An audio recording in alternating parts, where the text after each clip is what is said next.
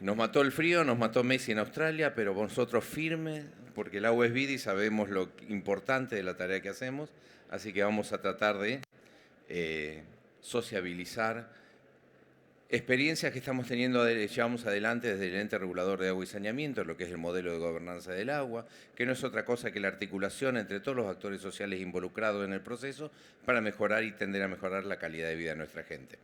Pero vamos a comenzar con un pequeño video para hacer una introducción histórica.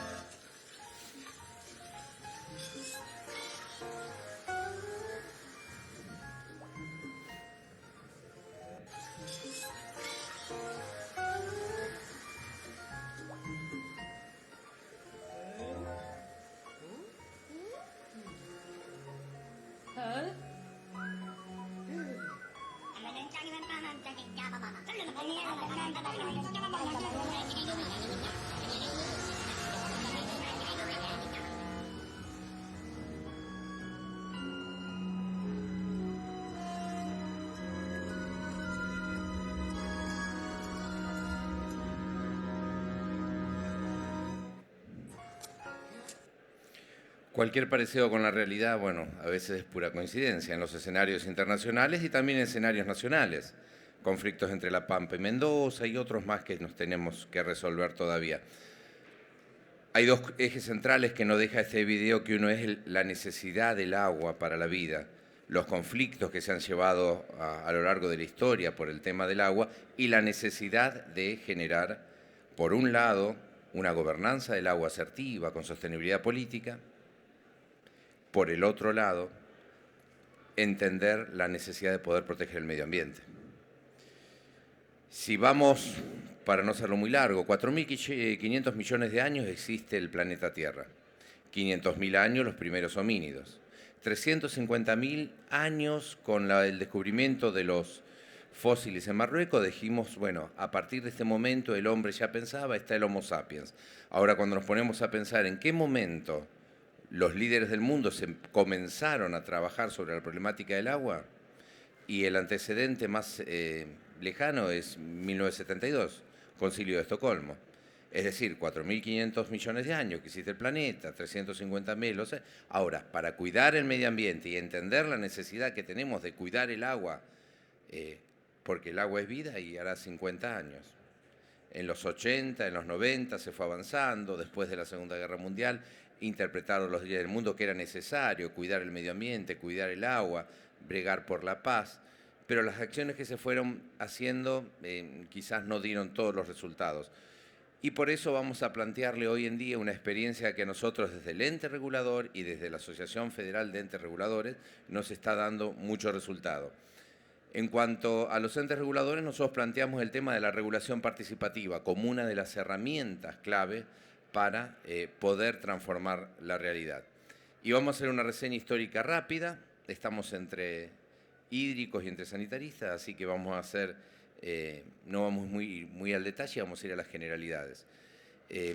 El ayer lo que nos dejó, si analizamos la historia, nos vamos a empezar con los Borbones, 1777, creación del Virreinato del Río de la Plata, 4 puertos en el Río de la Plata, 2 del lado del actual Uruguay, Ensenada, Colonia de Sacramento y Montevideo, 2 del nuestro lado, Ensenada de Barragán y el puerto de Buenos Aires, para poder controlar el contrabando, y ahí comienza a generarse una metrópoli que adelante, a fines del siglo XIX, sufre las epidemias de cólera, fiebre amarilla, primer momento en donde los gobernantes empiezan a incorporar en la agenda política la necesidad de tener una política de saneamiento en lo que hoy en día es el territorio de Argentina. 1906, 14 capitales de provincia tenían agua potable, 4 ya tenían desagües cloacales, es decir que la coordinación ya estaba. Figueroa Alcorta hace el primer plan director, vienen 2 planes quinquenales de Juan Domingo Perón, el plan trienial del 70, el surgimiento después de las obras con los gobiernos de Néstor Kirchner, Cristina Kirchner, actualmente se sigue expandiendo porque está incorporado a la agenda política y es necesario. Los gobernantes han entendido la importancia de poder cuidar el agua. Y de eso vamos a hablar hoy. Estamos en una crisis hegemónica, en un saneamiento tradicional que no terminó de morir y un saneamiento óptimo, que lo vamos a ver más adelante, debe surgir y que debe tener como eje central al individuo. Y en el mañana, lo que debemos asegurarnos es la sostenibilidad política de los planes que hagamos, que haya inclusión, pero no solo inclusión de género, de discapacidad y de diversidad sociocultural. Y para esto necesitamos generar nuevos modelos de participación. ¿Qué nos deja brevemente la historia? La necesidad de garantizar las tarifas. Sin tarifas no podemos dar servicios. Que los modelos integrales de gestión, con una asistencia técnica de centro a periferia, han dado resultado. Por eso la expansión de las redes de agua y de cloaca a lo largo de la Argentina. Los balances de la regionalización han dado más desventajas que ventajas. En realidad no nos ha ido bien cuando particionamos la empresa. Las privatizaciones, hubo 2 experiencias, la Buenos Aires Supply Water con Domingo Faustino Sarmiento, que al final no se logró concretar, pero sí tuvimos el modelo de aguas argentinas, que generó aporte tecnológico, pero no tendió a tener un servicio orientado a los que más necesitan. Y hoy en día tenemos el modelo de gobernanza del agua, que es la herramienta que estamos aplicando dentro del ente regulador y dentro de AFERAS para poder transformar la realidad y poder universalizar los servicios. Los reguladores, en realidad, lo que hacemos es asegurar la calidad de los servicios, asegurar la calidad de la prestación, reducir la inequidad entre los concesionarios y los usuarios y identificar oportunidades y mejoras para poder volcarla a través de modelos y resoluciones de regulación para mejorar el servicio. Y en esta relación trabajamos entre el Estado y el prestador, pero poniendo eje en el cuidado del servicio por un lado y de los usuarios por el otro. Y en este sentido usamos como herramienta lo que es el modelo de gobernanza del agua, que no es otra cosa que la articulación social, institucional, entre todos los actores sociales que están involucrados en el proceso, para entre todos poder llegar a los acuerdos que necesitamos para mejorar los servicios y esencialmente para darle sostenibilidad política. Porque si no tenemos sostenibilidad política, las variables y los vaivenes políticos cambian las decisiones de gobierno y el agua no se convierte en un tema de política de Estado. ¿Qué nos asegura tener un buen modelo de gobernanza del agua? Bien, bueno, para comenzar, la participación de todos. Cuando hablamos que buscamos universalizar los servicios, decimos es porque todos tienen que tener agua, pero a su vez es para todos, pero lo tenemos que hacer entre todos. Y por eso la necesidad de participar. Lograr la sostenibilidad política de los planes. ¿Y esto cómo se hace? Con sostenibilidad política de los acuerdos. Si están todos los actores sociales involucrados en el proceso, vamos a lograr poder tener una política de Estado que sea, que sobreviva a los gobiernos, más allá del color político que tengan, una política de Estado que esté al servicio de mejorar la calidad de vida de la gente. Evolución de paradigmas. Hoy decíamos que estamos en una crisis hegemónica, como plantea Gramsci, lo viejo todavía no murió y lo nuevo no terminó de nacer. Todavía existe un paradigma tradicional en donde hay un saneamiento que se basa esencialmente en lo que es la infraestructura. Y lo que tenemos que buscar es incorporarle los recursos que tenemos de infraestructura, mejoras en lo que es el servicio y poner el eje en el individuo. Es infraestructura, pero es mejora en la atención del usuario, es participación democrática, es un montón de acciones que podemos realizar para poder mejorar con los mismos recursos, pero con más trabajo, la relación con el usuario y poder mejorar los servicios. En este modelo, y esto voy a hablar del ente regulador, del ERAS, también de otros entes reguladores, trabajaron en igual sentido. Se ha trabajado la gobernanza del agua, a pesar de que es un concepto moderno, nosotros venimos trabajando ya de comienzos del siglo XXI. En la crisis del 2001 nosotros ya habíamos incorporado los programas de tarifa social y tarifa comunitaria en un modelo articulado con la sindicatura de usuarios. La sindicatura de usuarios, que está conformada por todas las asociaciones de usuarios que están reconocidas a nivel nacional, participamos con ellos y acordamos las políticas.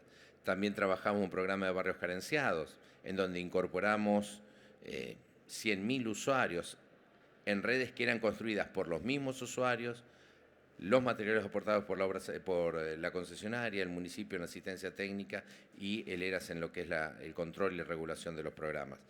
Hemos hecho una sindicatura de usuarios para el ERAS, con una comisión asesora para el ERAS, en donde trabajamos de manera mancomunada, de forma articulada, con todos los municipios del área de la concesión, y articulamos las políticas de regulación y control en el ente regulador y de planificación en la agencia de planificación. ¿Y el modelo cómo se gestiona? Es un modelo tridimensional, en donde hay un componente político-financiero que está dado por el Ministerio de Obras Públicas y la Secretaría de Infraestructura y Obra Pública, que son los que asignan los recursos para realizar las obras. Una dimensión que es la técnica, que es la que nos brinda la factibilidad técnica para las obras. Después vamos a conversar como los tienen ustedes armados acá en Santiago. Y está dada por los técnicos de AISA, los técnicos del APLA y del ERAS, y ahí buscamos la correlación de las obras y las factibilidades técnicas de cada una, y lo novedoso es cómo se conforma la dimensión social.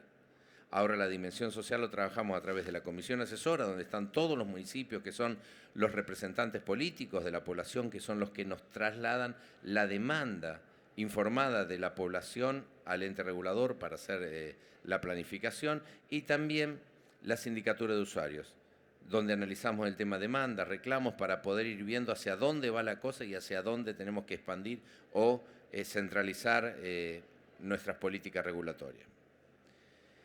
Y esta apertura que le damos es lo que nos da realmente sostenibilidad política. Cuando hablamos de sostenibilidad política, hablamos de los cuerpos técnicos, los cuerpos y representantes de los usuarios a través de la sindicatura de usuarios y los representantes del poder político local en los municipios dentro de lo que es la comisión asesora.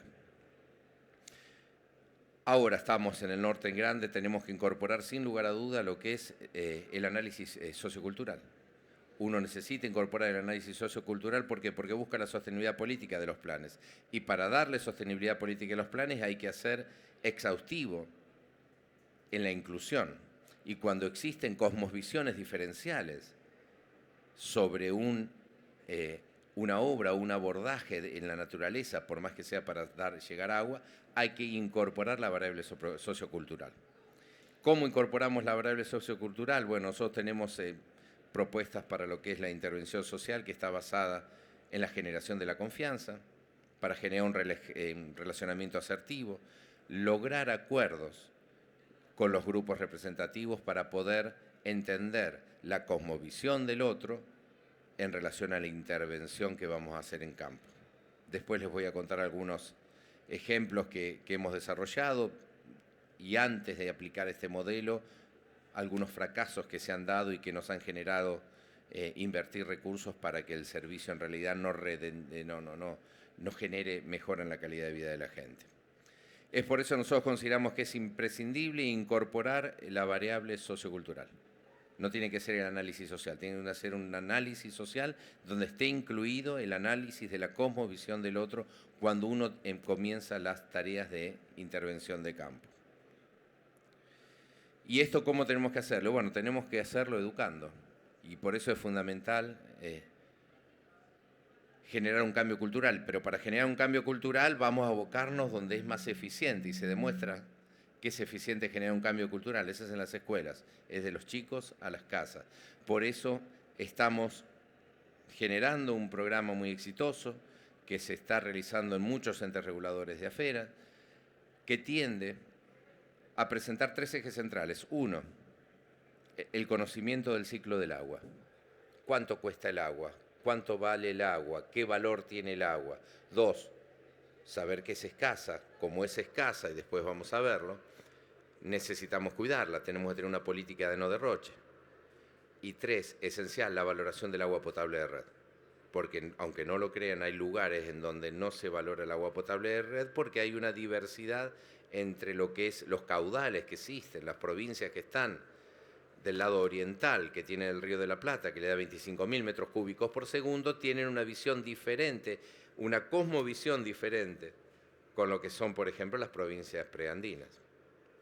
Y por eso estamos trabajando en esos 3 ejes para esencialmente promover el uso racional del agua, que los chicos conozcan cómo es el tema del ciclo del agua, el cuidado del agua y que lleven ese conocimiento a las casas y podamos ir generando de a pocos un cambio cultural.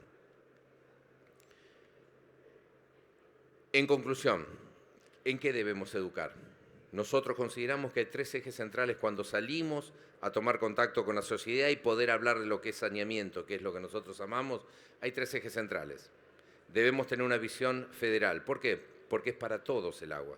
Porque como sanitaristas vamos a ser felices cuando estemos universalizados con el servicio. Necesitamos tener un servicio universalizado. La buena noticia es que lo podemos hacer, sí, como decíamos hoy, en 1906, Argentina ya contaba con 14 capitales con servicio de agua potable y 4 desagües locales. Es decir, que podemos lograrlo. Debemos lograr una democracia participativa. Necesitamos coordinar con todos los actores sociales que estén involucrados en el proceso de saneamiento para poder articular la política y darle sostenibilidad del agua aplicando un modelo de gobernanza del agua. ¿Lo hicimos? Sí, hoy les comenté, lo hicimos, lo podemos hacer. No es difícil, es solo sentarse y encontrar acuerdos en los temas que nos interesa a todos. Y 3, lograr un pensamiento estratégico, pero a su vez geopolítico. ¿El pensamiento estratégico lo tuvimos? Sí. Hoy contábamos que estábamos, en 1906 teníamos una expansión importante, Figueroa Alcorta presentó el primer plan director de aguas a nivel nacional, los planes quinquenales de Perón, el plan trienial, las obras que vinieron posteriormente, demuestran que los argentinos podemos tener un pensamiento estratégico, hacerlo para todos, pero con todos. Y esta es la manera que tenemos para mejorar la calidad de vida de nuestro pueblo. Pero como hablamos de un pensamiento estratégico y no me están corriendo con los tiempos, vamos a ver un video más. Durante siglos hemos creído que hay más agua que tierra en nuestro planeta, porque nos dijeron que el océano cubre 3/4 partes de la superficie del planeta. Pero ese es el punto, esto es solo en la superficie.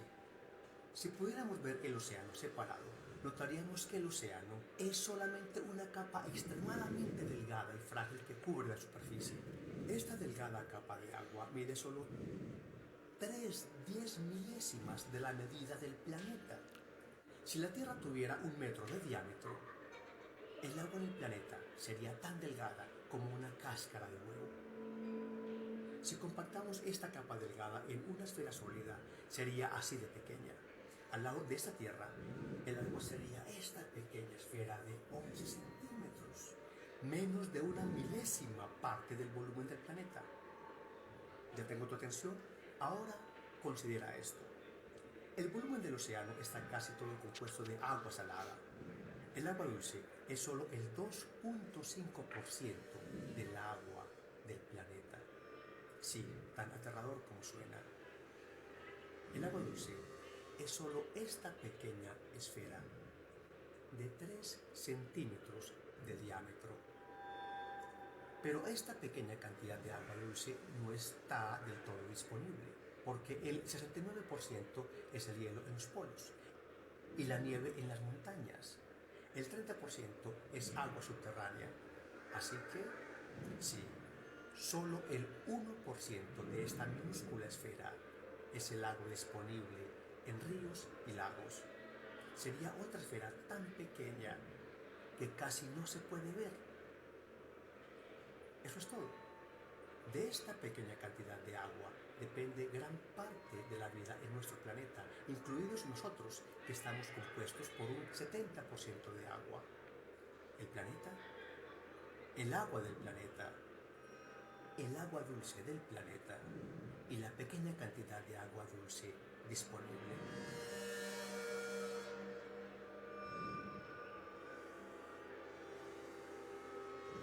Ahora ya lo sabes. Entonces, ¿qué vas a hacer? Bueno, para los que estamos en el tema, esto no es algo nuevo. Sí nos preocupa. Actualizando a hoy en día, vieron que hablaba que era el único 1% del agua dulce del planeta es de fácil accesibilidad, o sea, lagos y ríos. Bueno, estamos en el 0,52. Es complicado. ¿Y qué debemos hacer? Y bueno, empezar a entender que tenemos un problema futuro y un problema en presente y a futuro va a ser mucho más grande porque el 0,52% del agua dulce del planeta es de fácil accesibilidad, la demás está en los poros, o sea, tenemos complicaciones, pero hay otras cuestiones que tenemos que ver. Si el agua es escasa, tenemos que ver también en qué usamos el agua. Y cuando hacemos un análisis de lo que es el uso del agua y vemos que en la América del Sur tenemos el 68% del agua dulce que utilizamos, lo usamos en producción agrícola, uno puede decir, sí, lógico, Walter, si somos agroexportadores, necesitamos agua para el ganado, para los cultivos. Bien, bárbaro. Ahora vamos a Europa y vemos que en el mismo concepto, Europa gasta el 29%. Y también podemos decir, sí, Walter, es lógico, porque los productos del campo lo consumen, lo compran América Latina, África, y bueno, ellos usan el agua para la industria, nosotros no.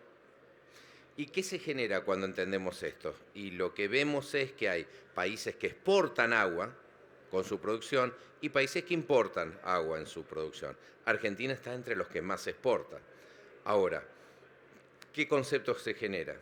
El concepto de deudores ecológicos y acreedores ecológicos. Nosotros estamos exportando agua, ahora le estamos dando ese plusvalor que debemos dar a nuestros productos con la cantidad de agua que estamos exportando cuando entendemos que es un producto escaso. Esto deberíamos sentarnos a charlar y empezar a pensar, porque si empezamos a entender que hay un desequilibrio hídrico ecológico muy marcado, muy claro, y no nos damos cuenta o no lo tenemos muy en la agenda, esencialmente pues debemos prestar la atención a generar una política del agua, pero una política del agua que tenga en cuenta lo que es los deudores ecológicos y los acreedores ecológicos, pero esencialmente que se base en una nueva forma de pensar, en un pensamiento decolonial.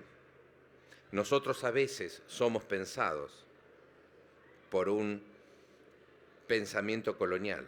Y hay una trilogía que hay que trabajar, que es lo que es el pensamiento colonial, el pensamiento decolonial, para lograr un pensamiento en la modernidad que esté en función de los intereses de los argentinos y de toda la América Latina. Porque en realidad lo que estamos sufriendo es un desequilibrio hídrico que no nos favorece. O como mínimo no le estamos poniendo un valor. En realidad algunos autores que trabajan el tema hay un cordobés, casi argentino, ¿no? De Duke, trabaja ese docente de la Universidad de Duke, Walter Mignolo, que habla del pensamiento decolonial, semiólogo él, hay una socióloga, Catherine Catherine Walsh, de la Universidad Simón Bolívar de Ecuador, que trabajan mucho el pensamiento decolonial, y nosotros no tenemos dudas de que para poder empezar a trabajar el tema de los recursos hídricos hay que empezar a trabajarlo desde otro lado. ¿Saben de cuál? Del lado que nos sirve a proteger los intereses de nuestra gente. Y solo así es que vamos a mejorar la calidad de vida de nuestro pueblo. Muchas gracias por prestar atención.